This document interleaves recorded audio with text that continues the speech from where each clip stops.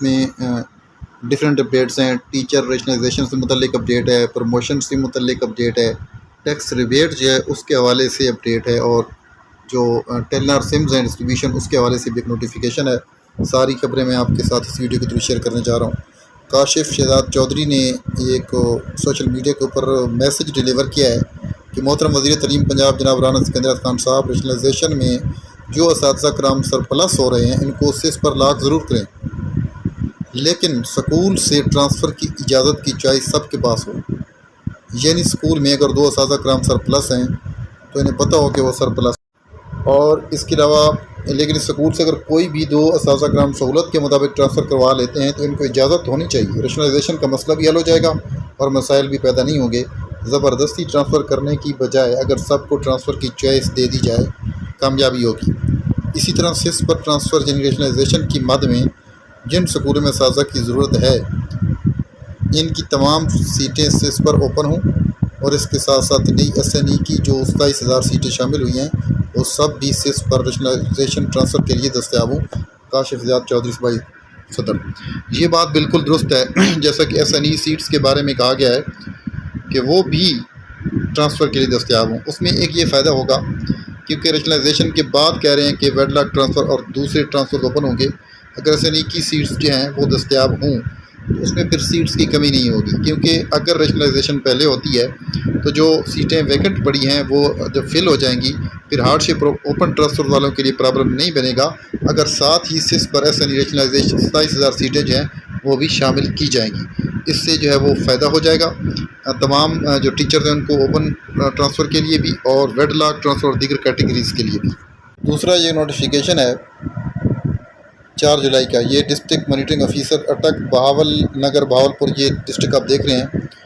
इन district के जो officers हैं इनके लिए ये जारी किया गया है नोटिफिकेशन। तो इसमें साथ ये भी कहा गया मॉनिटरिंग ऑफिसर्स के अटेंशन के लिए कि सीनियर डेटा प्रोसेसर और कंप्यूटर ऑपरेटर्स तो distribution of Telenor SIM to MES through STPs and COs, इसके ज़रिए से डिस्ट्रीब्यूशन की जाएगी इन ऑफिसर जो हैं MES इन अजला के इनके दरमियान टेलीनॉर सिम्स की। और ये इन्फॉर्म किया जाता है कि नई टेलीनॉर की सिमें जो हैं वो एडिशनल रिसोर्सेज के साथ जो हैं जो रिसीव की जा चुकी हैं फर्दर डिस्ट्रीब्यूशन के लिए डिस्ट्रिक्ट मॉनिटरिंग ऑफिस MES को STPs और COs कंसर्न के ज़रिए, और ये इस हवाले से STPs और COs जो हैं वो उनको डायरेक्शन जारी की वो अटेंड करेंगे मीटिंग को PMAU PSRP कमेटी रूम की जो 8/7/2025 को 10 बजे होगी। SDPR1 CO will attend the subject meeting in person to receive the SIM हासिल करने के लिए वो ये मीटिंग अटेंड करेगा। Deputy director M&E PMAU PESRP के सिग्नेचर भी आपको नज़र आ रहे हैं। चलते हैं नेक्स्ट अपडेट की तरफ। टीचर्स के लिए अच्छी खबर है कि मज़ीद कटौती नहीं होगी। गुज़िश्ता 2 माह की गई कटौती वापस होगी। कटौती वापस लेने के लिए सितंबर 2025 में टैक्स रिटर्न जमा करानी होगी, फिर कटौती वापस होगी, और अब मज़ीद कटौती जो है वो नहीं होगी टैक्स रिबेट की मद में, क्योंकि टीचर्स जो थे वो बेचैनी का शिकार थे, इज़्तिराबी कैफियत जो है उसमें मुब्तला थे, और उनमें एक बेचैनी कैफियत पाई जाती थी कि ये क्यों इतने पैसे जो हैं वो काटे जा रहे हैं टैक्स रिबेट की मद में। टीचर और रिसर्चर जो हैं वो 25% टैक्स रिबेट अपडेट के हवाले से है कि according to the finance act tax rebate for teachers and researchers was valid from 1 July 2022 to 13 June 2025। From 1 July 2025 this rebate has officially ended. Rumors about further tax deductions are false. No more rebate deductions will be made. Also, the tax deducted for the last 2 months will be refunded. To receive the refunded, please file your return in September 2025. इंशाअल्लाह PST science math से EST science रियाजी तक promotion के लिए नए असूल। अब मुतल्लिका मजमून में MSc BS की बुनियाद पर प्रमोशन होगी। स्पेशल सेक्रेटरी के मुताबिक 1 से 1.5 माह में इनको अपनी शक्ल दी जाएगी इंशाअल्लाह। वज़ीर तरीम, सेक्रेटरी तरीम और स्पेशल सेक्रेटरी तरीम का शुक्रिया। अब वो जो डिटेल है वो भी मैं आपको दिखाता हूँ।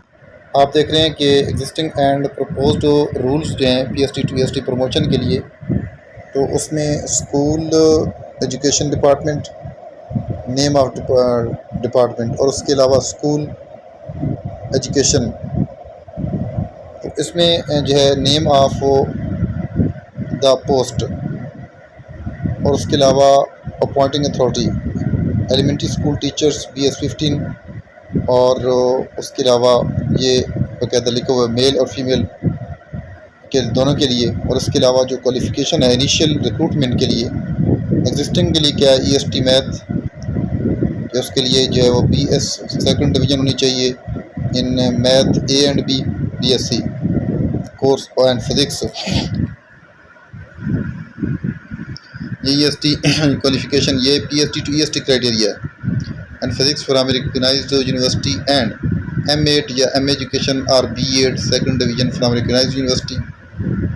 और इसी तरह प्रपोज जो EST मैथ फिज़िक्स के लिए क्या है कि BS या MSc 16 ईयर एजुकेशन होनी चाहिए in subject of math physics और equivalent subject from recognised university at least second division. और इसी तरह B8 M8 MA education at least second division from recognised university और इंस्टीट्यूशन। इसी तरह EST साइंस के लिए क्या है कि BSc होनी चाहिए सेकंड डिवीज़न ज़ूलॉजी में, बॉटनी में, केमिस्ट्री में from recognised university and M8 M education और B8 second division from recognised university. और EST बायोलॉजी केमिस्ट्री के लिए क्या होना चाहिए कि BS MSc 16 year education in subject of chemistry zoology botany और equivalent subjects from recognised university at least second division. और B8 M8 eight least second division जो है ये भी होना चाहिए।